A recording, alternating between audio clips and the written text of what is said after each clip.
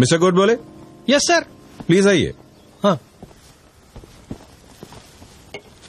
ये लीजिए। कैसा लग रहा है? हेवन। Thank you.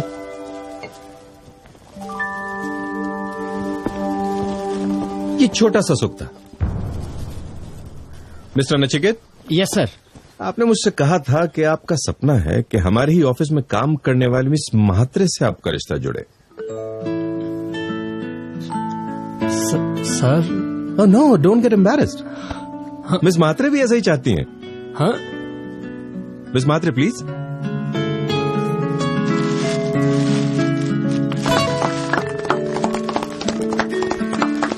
देखिए इनकी आंखों में प्यार देखिए, खुशी देखिए। मिस्टर श्रीनिवासन। Yes sir. मेरा घर का सपना पूरा होने जा रहा है। अब आप छोटी सी चौल में नहीं रहेंगे। मेरी ऑफिस की नई ब्रांच में आप मैनेजर होंगे। आपकी सैलरी 85,000 रुपीज से बढ़ाकर 1,15,000 की जाती है और आपकी 10 साल की सेवा को ध्यान में रखते हुए आपको इंटरेस्ट फ्री लोन दिया जा रहा है 15 लाख रुपए का। Thank you sir. Thank you. Thank you. No, don't thank me, you fully deserve it. Please sit. हाँ तो mister Subodh Mehta, now prove it to me that I am wrong. ये सब लोग जो इस समय अनुभव कर रहे हैं सुख का, वो सुख नहीं, ये भ्रम है। Prove it. और मैं कहीं सुनी नहीं, खुद के अनुभव की बात कर रहा हूं। और सिर्फ मेरी या इन लोगों की नहीं, इस दुनिया के मैक्सिमम लोगों की बात कर रहा हूं। इस सुख को कैसे झुटला सकते हैं आप?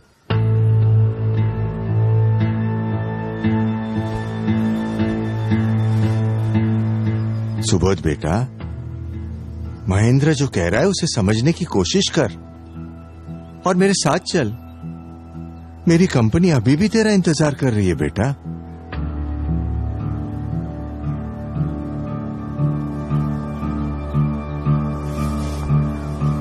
फर्स्ट ऑफ ऑल, मेरे पापा को यहां लाने के लिए तुम्हें थैंक्स बोलना चाहूंगा महेंद्र। You welcome. यहां हो सकता है पापा मेरे मन की बात सुने और उसे समझने की कोशिश करें। अगर तुम सही साबित हुए तो। अगर मैं गलत साबित हुआ तो आपकी इच्छा जरूर पूरी होगी पापा। मैं आपकी कंपनी ज्वाइन कर लूंगा। पर कहीं मेरी बात अगर सही साबित हुई तो महेंद्र, तुम भी अपनी जिद छोड़कर अपने पापा की इच्छा पूरी करना। कौन सी इच्छा? वो मैं तुम्हें बाद में बताऊंगा। मेरा सपना साकार हो रहा है। अभी कहूंगा तो तुम्हें ऐसा लगेगा कि अपना पॉइंट ऑफ व्यू स्ट्रांग करने के लिए तुम्हारे पापा का सहारा लिया। और मैं ये चाहता हूं कि आप मेरी बात से तभी सहमत हो जब आपको मेरी बात सही लगे। हालांकि मुझे पता है कि ये काम मुश्किल है, पॉपुलर बिलीफ से एकदम ही विपरीत है, और मेरी बात सही लगे तो भी शायद अच्छी ना लगे, ऐसे भी चांसेस हैं। लेकिन कोई बात अगर सच्ची हो तो उसमें इतनी ताकत अपने आप आ जाती है कि वो सबके दिलो दिमाग पर असर छोड़ जाती है। और मैं सुख की ऐसी ही ठोस सच्चाई से अपनी बात शुरू करना चाहूंगा। सुख एक ऐसी वंडरफुल और मजेदार फीलिंग है कि हम उससे कभी अलग होना नहीं चाहते। सुख की चाह हमेशा हमारे दिलो दिमाग पर छाई रहती है। सपनों से भर दो कमरा फुल, फिर एक चीज मिलेगी wonderful, the urge of happiness in every living being. तो क्या सुख की सर्वमान्य व्याख्या ऐसी कर सकते हैं कि सुख वही है जिससे हम कभी ऊब ना जाएं, कभी जी ना भरे? अग्रीड। पापा। हाँ। एवरीबडी।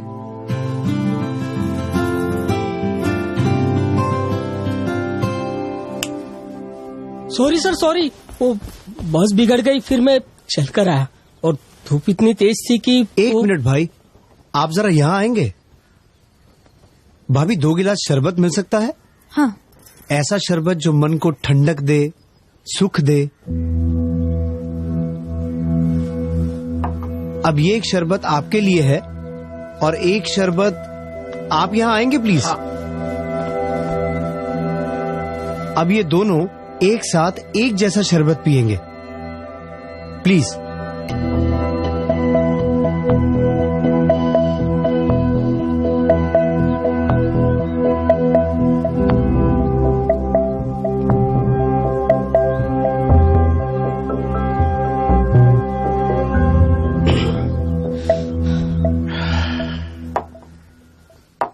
अब इन दोनों में से किसको ज्यादा सुख मिला? ऑफ कोर्स प्यून को ही ज्यादा सुख का एहसास होगा क्योंकि वो धूप से आया है। गौर करना, चीज वस्तु एक जैसी ही है, क्वालिटी भी एक ही है, फिर भी सुख की मात्रा में फर्क है। बता सकते हैं क्यों? सिंपल है, मैं यहाँ छाव में बैठा था इसलिए मुझे शरबत की प्यास कम थी, और ये धूप से आए तो। Sorry to interrupt. प्यास का अनुभव सुख है या दुख? ऑफ कोर्स लुक, प्यास किसे अच्छी लगती है? ये बात आप लोग ध्यान में रखना प्लीज। कंटिन्यू। मुझे प्यास कम थी और ये धूप से आए इसलिए इन्हें प्यास ज्यादा थी, इसलिए सुख का अनुभव तो इन्हें ही ज्यादा होगा ना। तो क्या हम ये कह सकते हैं कि शरबत एक जैसा होने पर भी जिसको सुख का ज्यादा अनुभव करना है उसे पहले लंबे समय तक प्यासा रहकर अपनी प्यास का दुख बढ़ाना पड़ेगा? नहीं नहीं, तुम तो नेगेटिव पॉइंट ऑफ व्यू से इस बात को देख रहे हो। इसमें नेगेटिव या पॉजिटिव पॉइंट ऑफ व्यू की बात ही नहीं है कैनल। मैं तो यूनिवर्सल लॉज की ही बात कर रहा हूं। बताओ, मैं सही हूं? करेक्ट। तो अब इस सुख की बुनियाद क्या है, शरबत या प्यास का दुख?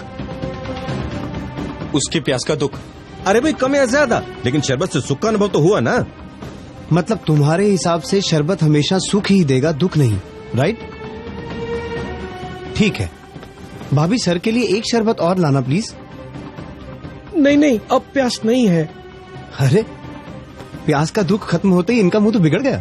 पर मुंह बिगड़े तो बिगड़े, हम तो इन्हें सुख देना चाहते हैं, इसलिए हम तो इन्हें थोड़ा और शरबत पिलाएंगे प्लीज। सुबोध रहने दे, उसे तकलीफ हो रही है। मगर शरबत तो।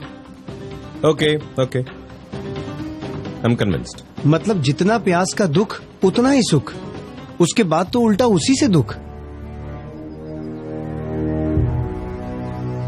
इनका बिगड़ा हुआ मुंह हम सबने देखा, राइट महेंद्र? ठीक है, आप लोग जाइए, थैंक यू। अब आप मिस्टर जिनका चौल से फ्लैट में शिफ्ट होने का सपना है, यहां और कोई है जो झोंपड़े में रहता है? हाँ, मैं। आप खुश हैं झोपड़े में? नहीं साहब, घर एक हो पर घर पक्का हो, इसीलिए मेहनत कर रहा हूँ। तो जब तक घर पक्का बन नहीं जाता, उसकी इच्छा आपको सुख देती है या दुख? दुख। बैठिए। अब बताओ महेंद्र, इच्छा में सुख है या दुख? ओके। अब और कोई जो फ्लैट में रहता हो लेकिन बंगलों में जाना चाहता हो? Sir, me and I am also working very hard for it. तो अब बताओ, किसको ज्यादा सुख मिलेगा? तीनों को अलग अलग घर चाहिए, तीनों उसके लिए पूरी मेहनत भी कर रहे हैं। एंड जस्ट इमेजिन कि उनको अपना मनचाहा घर मिल जाता है, तो घर में पहला कदम रखते ही सबसे ज्यादा सुख किसको मिलेगा? भाभी? तीनों को एक जैसा ही सुख मिलेगा। क्यों? घर की क्वालिटी और घर की कीमत तो अलग अलग है। हाँ, फिर भी तीनों की चाह तो एक जैसी है ना, तो सुख भी एक जैसा ही मिलेगा।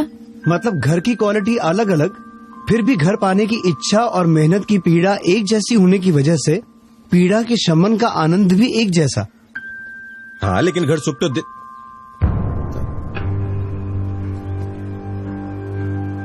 नहीं। Go on, you right. Mahendra, साधनों से सुख मिलता ही नहीं है ऐसा नहीं कह रहा हूँ, लेकिन सारे सुखों की बुनियाद दुख ही है, गौर करना। नाउ मिस्टर आशिक, सॉरी, आपकी पर्सनल लाइफ में मुझे दखल नहीं देना चाहिए, पर क्या ये प्यार वाला अनुभव आपको पहली बार हुआ है? हिचकिचाइए मत। देखिए, रिलेशन में जितनी ऑनेस्टी होगी वो उतना मजबूत बनेगा। बोलिए।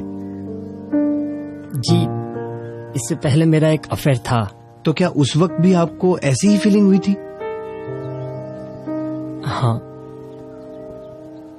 या फिर इससे भी अच्छी, क्योंकि वो फर्स्ट लव था? शायद, हाँ। सॉरी, थोड़ा और इंटरफेयर कर रहा हूं, लेकिन क्या आपको भी हर प्रेमी की तरह अपनी गर्लफ्रेंड के साथ मिलना, लंबी लंबी बातें करना, साथ घूमना फिरना, साथ रहना अच्छा लगता था? हाँ। और जब ब्रेकअप का समय आया तो एक वक्त ऐसा भी आया होगा कि जिस गर्लफ्रेंड के साथ आपने सुख की कल्पना की थी, अब उसकी प्रेजेंस भी आपको इरिटेट करती हो? मगर वो नहीं, आपके ब्रेकअप के जेन्युइन रीजंस होंगे। आप पर डाउट करके आपकी छवि को बिगाड़ना मेरा उद्देश्य नहीं है। मैं सिर्फ इस बात में सुख कहां से ओरिजिनेट हो रहा है यही ढूंढने की कोशिश कर रहा हूं। तो वो इरिटेशन वाला स्टेज आया था आपके रिलेशन में? हाँ। Thank you. सॉरी। यानी क्या हम ये कह सकते हैं पापा कि यहाँ व्यक्ति वही, एक्टिविटीज वही, लेकिन मन बदल गया तो उसी व्यक्ति का मिलन अब दुख का कारण बन गया? हाँ। अब एक और उदाहरण देता हूं सुख का। साधन छोटा फिर भी सुख बड़ा। महीने में 3,000 रुपए कमाने वाले मजदूर को 50,000 की लॉटरी लग जाए और महीने में 10 लाख रुपए कमाने वाले आदमी को 1 लाख की लॉटरी लगे, तो कौन ज्यादा खुश होगा? ऑफकोर्स मजदूर, क्योंकि 50,000 रुपए उसके लिए बहुत मायने रखते हैं, जबकि दूसरे आदमी के लिए 1 लाख रुपए इतनी बड़ी रकम नहीं है। करेक्ट। यानी कि गरीब आदमी जो उस 50,000 के लिए खून पसीना बहा रहा था, मेहनत मशक्कत कर रहा था, उसके लिए झुलस रहा था, उसे उतना सुख मिला। लेकिन श्रीमंत आदमी की तड़पन 1 लाख रुपए जितनी छोटी नहीं थी। उस बेचारे को तो शायद 50 लाख रुपए मिलते तब जाकर सुख मिलता। राइट पापा?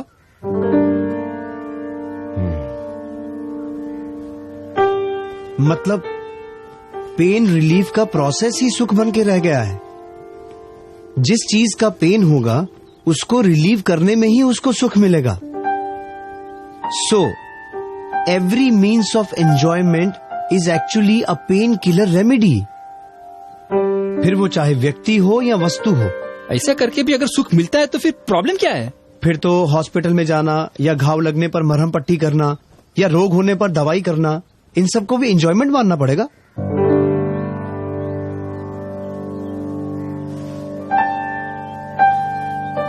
अब एक उदाहरण और देना चाहता हूं, जहां व्यक्ति एक है, चीज एक है, पर सुख अलग अलग है। वो सर कहां हैं जिन्हें रसगुल्ले में हेवन दिखा? Yes sir. लीजिए। हाँ।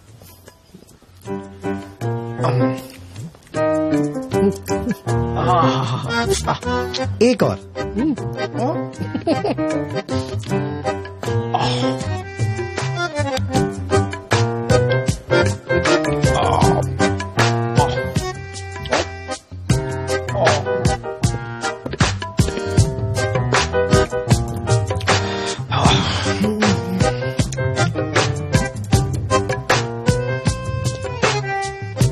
एक और लीजिए।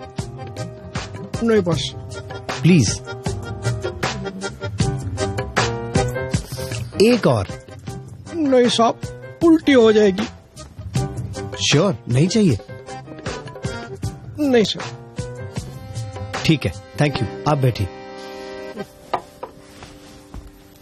मतलब जैसे जैसे तृष्णा का दुख घटता गया, सुख भी घटता गया, और जैसे ही तृष्णा का दुख गायब, सुख भी गायब, उल्टा दुखदायक बन गया। इससे प्रूव होता है कि सारे भौतिक सुख वस्तु आधारित या व्यक्ति आधारित नहीं, बल्कि दुख आधारित होते हैं। अगर भौतिक सुखों को पाना है तो पहले दुखों को जमा करना पड़ता है, प्यास और तृष्णाओं में झुलसना पड़ता है, तब कहीं जाकर उस दुख को हल्का करने का प्रोसेस एंजॉयमेंट बन पाएगा। अब बताइए, ऐसे भ्रामक सुखों के पीछे दौड़ते दौड़ते क्यों अपना सारा जीवन यूं ही गवा देना? नहीं, यूं ही कैसे? जो लोग सक्सेसफुल होते हैं, मेहनत, बुद्धि और लगन से सक्सेस हासिल करते हैं, उनके जीवन को यूं ही गवा देना कैसे कह सकते हैं? ठीक है, एक नजर ऐसे सक्सेसफुल लोगों की जिंदगी पर भी डाल लेते हैं। होता यह है कि बचपन में खिलौनों में सुख दिखता है, थोड़ी समझ आते ही दुनिया को नए नजरिए से देखने लगते हैं। तब खिलौने छोड़कर यार दोस्त, होटल, सिनेमा, प्यार, मोहब्बत, इन सब में ही दुनिया भर का सच्चा सुख है ऐसा मानने लगते हैं। पर मैच्योरिटी आते ही सेफ एंड सिक्योर भविष्य में सुख नजर आने लगता है। फिर डिग्री, नौकरी, बिजनेस, बीवी बच्चे, परिवार, ये सब जमाने में ही सही सुख लगता है। ये सब मिलता है तो अगली स्टेज में best in business and best in society बनने की कोशिश रहती है। और जैसे तैसे मेहनत, मशक्कत, टेंशन, रिजेक्शन, एडजस्टमेंट, ये सब करते करते सब पा भी लें तो तब तक उम्र निकल जाती है, शरीर लड़खड़ाने लगता है। तब परिवार से सच्चा सुख मिलेगा ये सोचते हैं, पर तब तक तो उनकी अपनी सुख पाने की यात्रा शुरू हो चुकी होती है। उसमें चाहते हुए भी वो आपको कितना समय दे पाएंगे? अब बताओ महेंद्र, इस पूरी जीवन यात्रा में कहीं भी किसी भी वस्तु या व्यक्ति की वजह से कहीं भी ऐसा सुख मिलता है जिससे हम कभी ऊब ना जाएं, जिससे कभी जी ना भरे? ऐसा सुख मिलता है?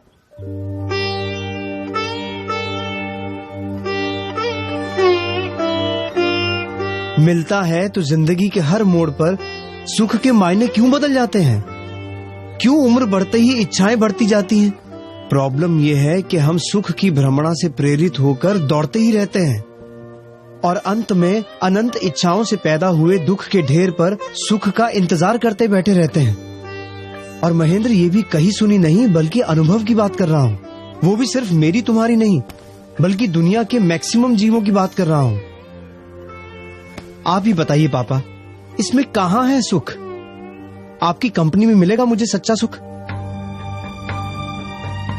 और ये सब सुनकर क्या आप लोगों को भी ऐसा लगता है कि इस भौतिक विश्व में किसी ने भी इंद्रियों के भोगों के साधनों से कभी ऊब न जाए ऐसा सुख पाया है? नहीं पाया है। ये पॉसिबल ही नहीं है, क्योंकि सारे भौतिक सुख दुख से इतने गहरे जुड़े हैं कि जैसे ही दुख गायब होता है सुख ऑटोमेटिकली दुख में कन्वर्ट हो जाता है। फिर कहाँ रहता है सुख? क्योंकि सुख की व्याख्या तो हम पहले ही तय कर चुके हैं कि जिससे कभी ऊब ना जाए वही सुख है।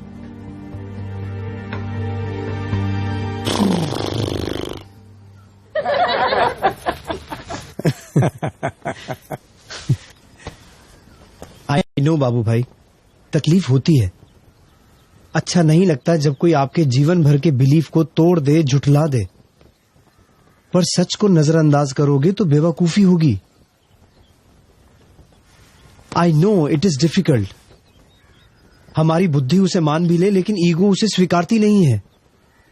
पर भ्रमणाओं में जीने में नहीं, सत्य को स्वीकारने में ही समझदारी है। He is right. ये हाइला, महेंद्र बाबूजी बोले। बाबूजी, अरे सुबह, thank you very much, thank you very much. अरे वाह, चमत्कार हो गया। बापूजी,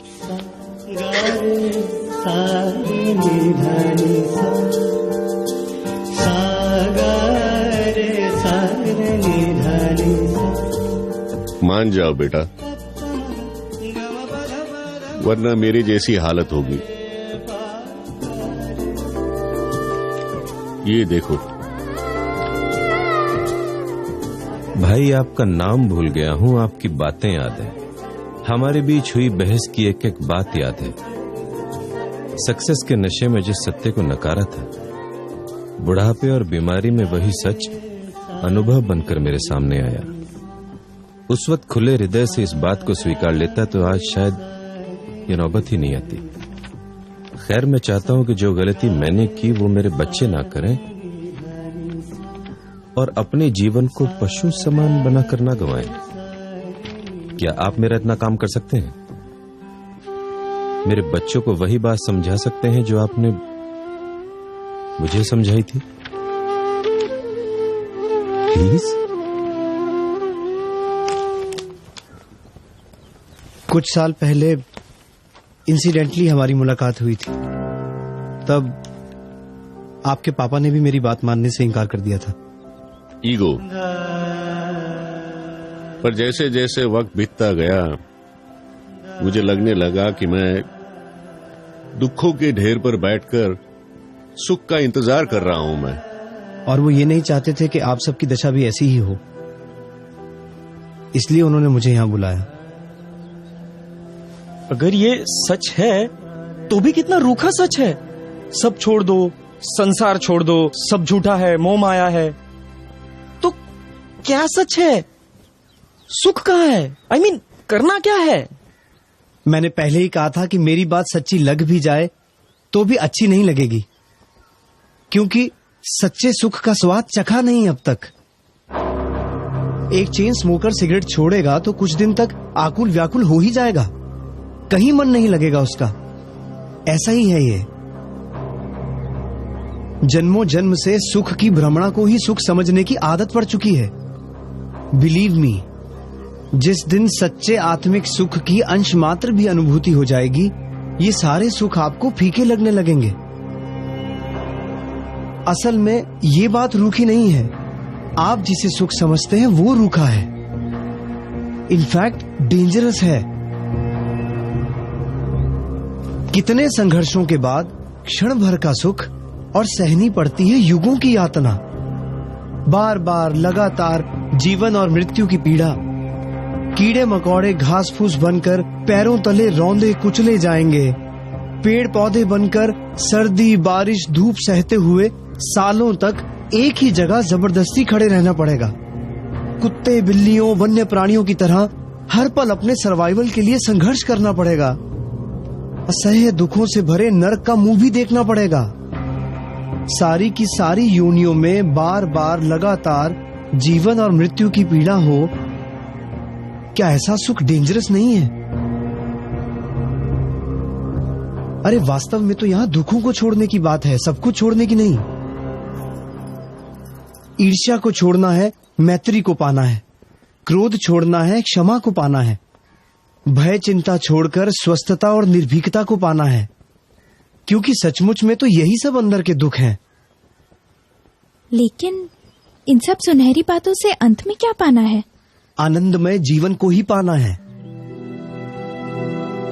धर्म शास्त्रों के सहारे जीवन दिशा को ढूंढें तो आत्मा के गुणों का ऐश्वर्य, परम तृप्ति और निर्दोष आनंद की ओर यात्रा शुरू हो जाएगी। कैसा हो अगर सुख किसी वस्तु या व्यक्ति पर आधारित ना हो, अपना हो, अपने अंतर से उभरता हो। कैसा हो अगर सुख किसी काम, क्रोध, अहंकार और अपेक्षाओं की भ्रमणाओं के आधार पर ना हो। सच्चा हो, सहज हो, बिना किसी प्रयत्न के हो। कैसा हो कि सच्चा सुख क्षणिक ना होकर सतत हो, निरंतर हो। ऐसा सुख मिले जिससे कभी ऊब ना जाओ। रसगुल्ला हो या राज संपत्ति, आदमी उससे ऊब ही जाता है, फिर आगे किसी और चीज में सुख ढूंढने की कोशिश करता है। लेकिन हमारी आत्मा में ऐसा सुख हो जिससे कभी जी न भरे, जहां कोई शंका कुशंका द्विधा नहीं पर कंप्लीट क्लैरिटी है, जहां कोई डर भय चिंता नहीं बल्कि आत्मा की निर्भय स्थिति है। और क्या कहूं ऐसे सुख के बारे में जिससे आपको ये सुख रूखा न लगे। ऐसा सुख सचमुच में होता है? I mean, हम इसे पा सकते हैं? हाँ, 100% होता है। आपको क्या लगता है, शास्त्रों की अनेक शाखाओं के पारगामी हमारे ऋषि मुनि सालों तक तपस्या क्यों करते थे? अपने शरीर को पीड़ा देकर भी जंगलों में, पर्वतों की गुफाओं में ध्यान मग्न क्यों रहते थे? पागल थोड़ी थे कि घर बार संसार छोड़कर यूं ही चले गए। वो तपस्या कर रहे थे संपूर्ण सुख पाने के लिए, मोक्ष का सुख पाने के लिए। और इन सुखों को प्राप्त करने से आपको भी कोई नहीं रोक सकता। जरूरत है साधना की, क्योंकि अभी अगर पुरुषार्थ नहीं करोगे तो उम्र के आखिरी पड़ाव में कीमती मनुष्य भव यूं ही व्यर्थ गवा देने की निराशा का सामना करना पड़ेगा। और मनुष्य भव के अलावा बाकी किसी भव में ज्ञान पाने की संभावना रेयर या नहींवत है।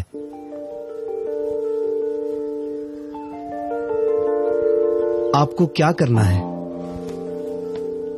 महेंद्र, सोच लो। मोक्ष नाम की वंडरफुल चीज चाहिए या इसी दुख आधारित सुख की भ्रमणा में ही जीते रहना है?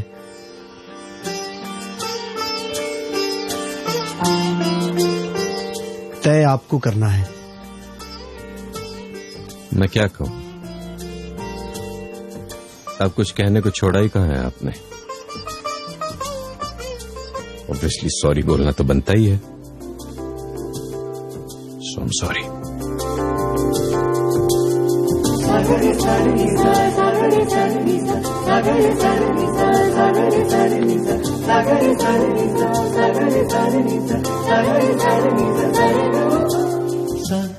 और अब ये भी बता दो कि आगे क्या करना है इस मोक्ष नाम की वंडरफुल चीज को पाने के लिए।